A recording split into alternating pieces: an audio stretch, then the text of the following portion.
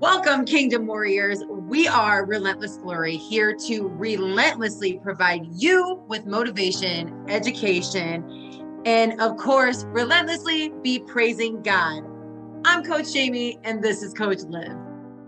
Welcome, Kingdom Warriors. Coach Liv here. And I'm Coach Jamie. And we are Relentless Glory. And today, we're going to be, what are we talking about, Jamie? What is it? Faith is a journey. Oh yeah, not it a is. Destination. Faith is totally like it's a lifelong commitment. Like the moment you get baptized, like I actually saw this. Somebody posted yesterday that they got baptized, and who else of my friends are baptized? And I was like, congratulations. Your life is never going to be the same. Like it's a completely different journey. I said, my life completely changed after I got baptized in 2019. And it is literally a journey.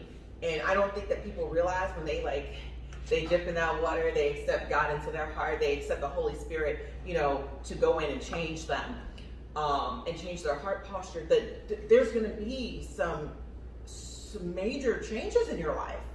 And even because the thing is, when you get baptized, if you now put a target on your back too, because you're constantly under battle, so you got to put the armor of God on.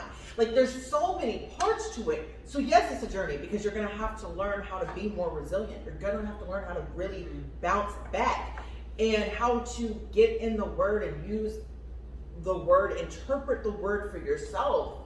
And throughout all of that, because after one problem that comes your way, it's going to look a little different. Like, oh my God, when I tell you that you either, and they always say this, you either coming out of a problem, you either walking into a new problem, or you either, in a problem, and it's just, that's how it is.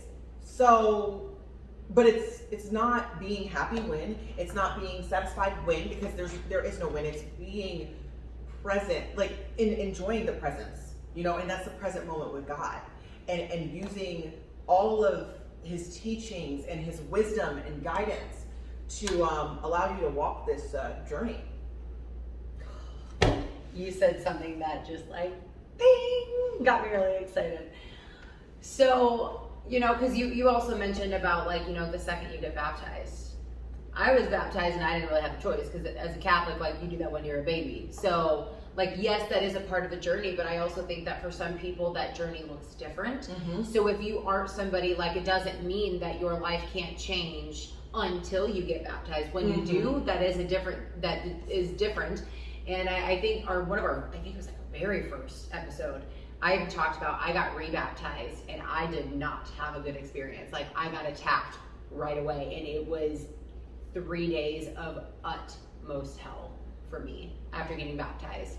And everybody expects it to be this massive change miraculously, kind of oh, hey, I turned 30 and now my life and my body and everything feels different. No, literally just yesterday, I'm 31. Oh, totally lost a year somehow. But just the day before that, I would have been a different age, but I still feel the same because it's only a day difference. So we have to be again, it's a journey. It's not going to all happen that way. But something that stuck out to me that I wanted to mention with that is God is always working, and the devil is always working. So life is going to be hard to not have God in it. Life is going to be hard to have Him in it, because the devil is still always working too. So I want to kind of describe two different scenarios. Is that one, before you find God or you choose to start being who is this? What can He really do for me? That's still a part of the journey. But God is still working, that you could be 75 years old and decide, I want to get to know this man. I want to get baptized. I want to be washed by the Holy Spirit. You can also be somebody that was born into baptism and having a journey of never really focusing and knowing God. So it is always going to be a journey. And I know we've talked about this before, but it's everything in life is a journey. Even with, to take this more practical in your life, because we want you guys to know too, within your businesses and your personal life, that you can still implement the same information in what you do in the flesh. Mm-hmm. I'll be happy when I make this amount of money.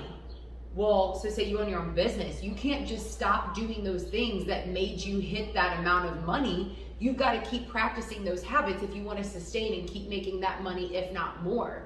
If you're like, you know what, oh, awesome, I hit $1 million. Let me just go park on the beach and I'm not going to work anymore. Well, neither is your business and neither is your money, right? Like whoever tries to tell you otherwise, they's a liar. Same with your fitness. I'm like, oh, hey, I dropped 100 pounds. Let me stop doing the things that got me there. No, you have to continue doing those things. So whether, faith is definitely a journey, not a destination, but everything in this life is the same way too. So you can practice all of those things. Ooh, stay tuned for this next episode because we're going to dive into that. That's my favorite topic. But that's kind of my point that I want to take on it, that if you are somebody who has never been baptized, or you don't have a relationship with him, or you feel like it's too late for you, God is always working. And he's just waiting for you. He's there. He's just waiting for you to come get to know him, right? It's like you guys are both sitting in the same room and like, okay, is there this stranger over there? I really want to go talk to them, but maybe I should just wait for them. Okay, let me just go ask. What's your name? This is mine. Tell me about you. How can I learn more about you? Yeah, man. It's